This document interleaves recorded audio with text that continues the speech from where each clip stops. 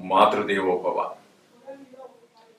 ఈ వారం అంటే 28/1/2024 నుండి 3/2 రెండవ నెల అంటే ఫిబ్రవరి 2024 వరకు మిథున రాశి వారికి గ్రహచారం ఏ విధంగా ఉన్నది, ఏ రాశుల్లో ఏ గ్రహాలు ఉన్నాయి, వాటి వల్ల వారికి కలిగేటటువంటి ఈ వారం యొక్క ఫలితాలు ఎలా ఉన్నాయని మనం చర్చించుకునేటువంటి ప్రయత్నం చేద్దాం, తెలుసుకునే ప్రయత్నం చేద్దాం. ఈ మిథున రాశి వారికి చతుర్థ స్థానంలో కేతువు, సప్తమ స్థానంలో కుజ బుధ గ్రహాలు సంచారము, శుక్రుడు కూడా ఉన్నాడు. కానీ శుక్రుడు మీకు అనుకూలమైనటువంటి ఫలితాన్ని ఇస్తాడు. ఈ కుజ బుధులు అననుకూలమైనటువంటి ఫలితాన్ని ఇస్తారు. ఇక అష్టమంలో కనుక తీసుకున్నట్టయితే రవి సంచారం జరుగుతోంది. అలాగే నవమంలో స్వక్షేత్రంలో ఉన్నటువంటి శని యొక్క సంచారం జరుగుతోంది. ఇక దశమంలో రాహు సంచారం జరుగుతోంది. 11లో గురువు యొక్క సంచారం జరుగుతోంది. ఇక్కడ మీరు తీసుకున్నట్టయితే సప్తమంలో ఉన్నటువంటి శుక్రుడు మీకు ఈ రాశి వారికి, మిథున రాశి వారికి శుభ ఫలితాలు ఇస్తాడు. అట్లాగే 11వ స్థానంలో ఉన్నటువంటి గురువు ఈ మిథున రాశి వారికి శుభ ఫలితాలు ఇస్తాడు. ఇక పోయినట్టయితే భాగ్యస్థానంలో ఉన్నటువంటి ఈ శని స్వక్షేత్రంలో ఉన్న కారణంగా శుభ అశుభ రెండు ఫలితాలు కూడా ఇవ్వడానికి సమర్థుడవుతూ ఉన్నాడు. కేతు వల్ల కొంచెము ఒక ఆలోచన నిలకడలేనటువంటి ఆలోచన జరగటము, భక్తి భావం కొంచెం తగ్గటము అట్లాంటివి ఉంటాయి. ఇక సప్తమంలో కుజుని వలన కొంచెం ఇంట్లో కొంచెం చికాకులుగా ఉండటము, గృహంలో పిల్లలతో కావచ్చు, భార్యతో కావచ్చు, ఇంట్లో కుటుంబ సభ్యులతోటి కొంచెము చికాకులు ఉండేటట్టు అవకాశం ఉంటుంది. అలాగే సప్తమంలో కుజుని వల్ల కూడా మనకి కొంచెం ఆలోచనలో కొంచెం భిన్నత్వంగా ఆలోచించటము, తద్వారా కొంచెము మన మాట వాళ్ళకి సరిపడకపోవటము, వారి మాట మనకు సరిపడకపోవటము, ఈ విధమైనటువంటి ఈ భేదాభిప్రాయాలు వచ్చేటువంటి అవకాశం ఉంటూ ఉంటుంది.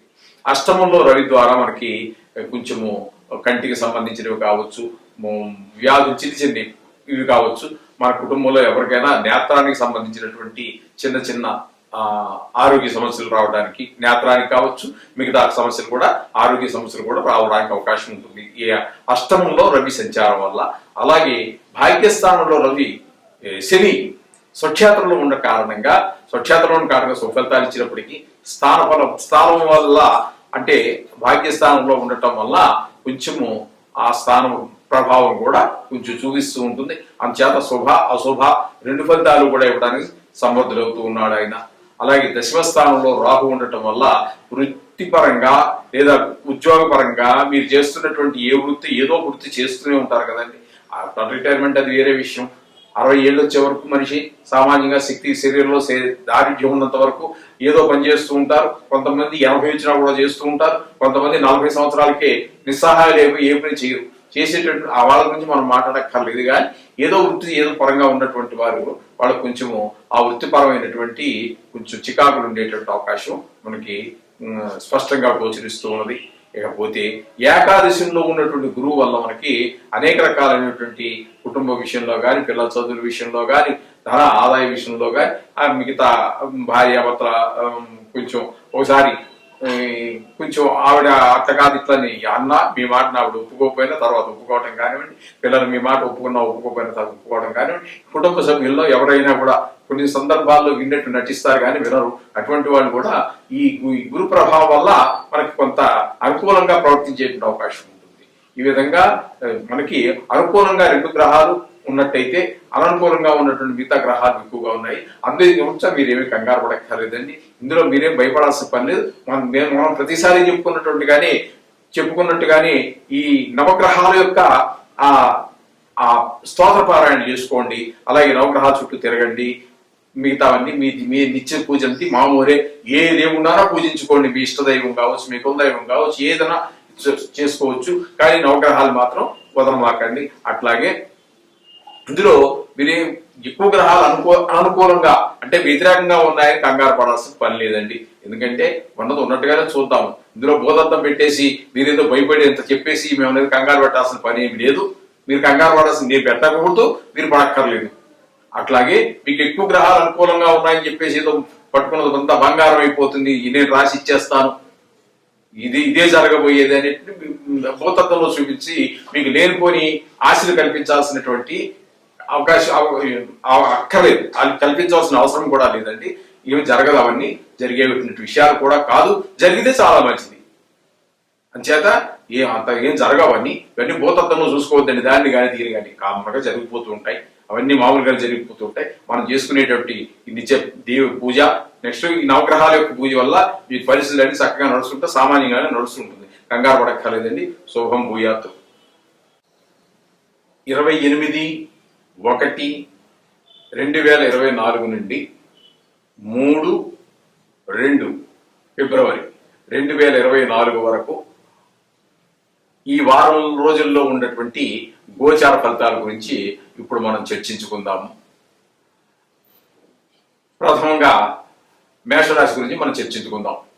మేషరాశి వారికి షష్టమంలో కేతువు, భాగ్యస్థానంలో 9వ స్థానంలో శుక్రుడు, దశమ స్థానంలో రవి, ఏకాదశ స్థానంలో 11వ స్థానంలో శని స్వక్షేత్రంలో ఉండి చాలా శుభగ్రహాలుగా ఉండి మంచి శుభఫలితాలు ఇస్తారు వీరు.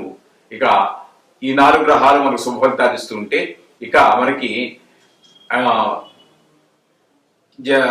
రాశిలోనే గురువు, భాగ్యస్థానంలో కుజుడు, భాగ్యస్థానంలో బుధుడు, ఏ స్థానంలో రాహు మాత్రం మనకి శుభఫలితాలు ఇవ్వటం లేదు. అందుచేత ఏ విషయాల్లో ఇవన్నీ మనం టోటల్గా అన్ని గ్రహ సంచారాన్ని విశ్లేషించుకుని చూసినట్టయితే మనకి 6వ స్థానంలో ఉన్నటువంటి కేతు వల్ల మనకి మంచి ఒక విచిత్రమైనటువంటి మనస్తత్వం ఉండటము, భక్తి మార్గంలోకి మనస్సు మళ్ళటము, ఈ విధమైనటువంటి ఫలితాలు మనకి కేతు వల్ల ఏర్పడుతూ ఉన్నాయి. అలాగే శుక్రుడు వల్ల వాహన యోగం, అంటే వాహన యోగం ఉంటే ఆల్రెడీ ఉంటే సరే, ఎవరన్నా కొనుక్కోవాలి అనుకుంటున్న వారు ఉన్నట్టయితే ఈ వారంలో కొనుక్కోవడానికి, ఒక కొత్త వాహనాన్ని కొనుగోలు చేయడానికి చాలా తగిన సమయంగా కనిపిస్తోంది. అలాగే సౌఖ్యాలన్నీ కూడా మంచిగా అన్ని కల్పిస్తాడు మనకి శుక్ర భగవానుడు వల్ల కనబడుతున్నాయి. అలాగే రవి వలన మనకి కొంచెము నేత్ర సంబంధమైనటువంటి వ్యవహారాలు ఉన్నప్పటికీ పితృకారకుడు కాబట్టి దశమస్థానంలో వృత్తిపరమైనటువంటి ఫలితాలు మంచిగా ఉంటాయి, మంచి ఫలితాలు ఇవ్వడానికి సమర్థుడవుతున్నాడు.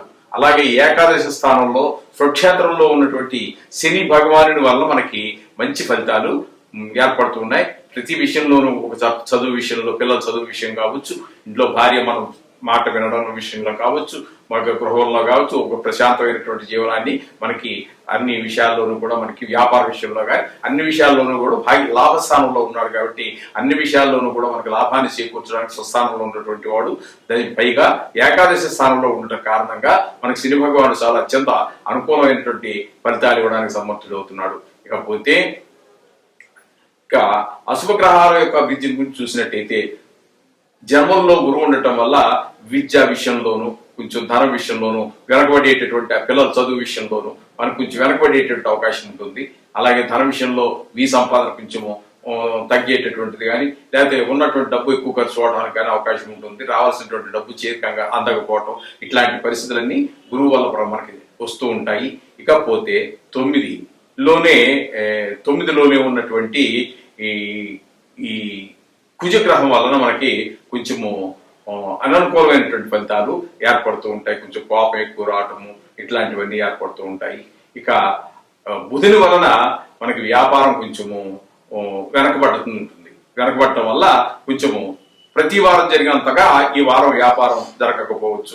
వ్యాపారం జరిగినప్పటికీ కూడా లాభాలు అంతగా ఎక్కువ రాకపోవచ్చు. ₹1 తక్కువ కంటే వ్యాపారం నడువుకి ఏం చేస్తామంటే లాభంలోనే ₹1 తగ్గించుకుని వ్యాపారం చేస్తూ ఉంటారు. ఆ విధంగా కొంత రాబడి తగ్గేటటువంటి వ్యాపారం ద్వారా తగ్గేటటువంటి వ్యాపారంలో కొంచెం ₹1 తగ్గేటటువంటి అవకాశాలే మెండుగా కనపడుతూ ఉన్నాయి. ఇక 12లో రాహు గ్రహం యొక్క సంచారం ద్వారా మనకి ఏంటంటే కొంచెము నీచజన సహవాసం, ఇట్లాంటివి కొంచెం ఎక్కువగా ఊర్లు తిరగటం, పని లేకపోయినా అంటే పని ఏదో ఉందనుకుని వెళ్తారు, అక్కడికి వెళ్ళినా కూడా మీరు ఊరికే తిరిగి రావడం అవుతుంది కానీ ఆ పని అయితే కాదు.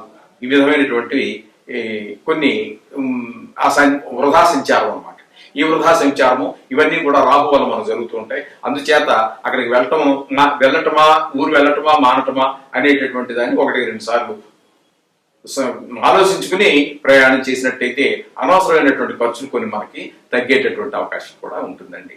ఈ విధంగా ఈ వారం యొక్క మనకి ఫలితాలు సుఫలితాలు అన్నిటి వేరే చేసుకుని ఆచితూచి మనకి ఏ గ్రహాలు అనుకూలిస్తున్నాయి, ఏ గ్రహాలు అనుకూలించినందుకు మనం చెప్పిన దాన్ని బట్టి మీరు ఆలోచించుకుని ఒక అడుగు ముందుకు వేసుకుంటూ వెళ్ళండి.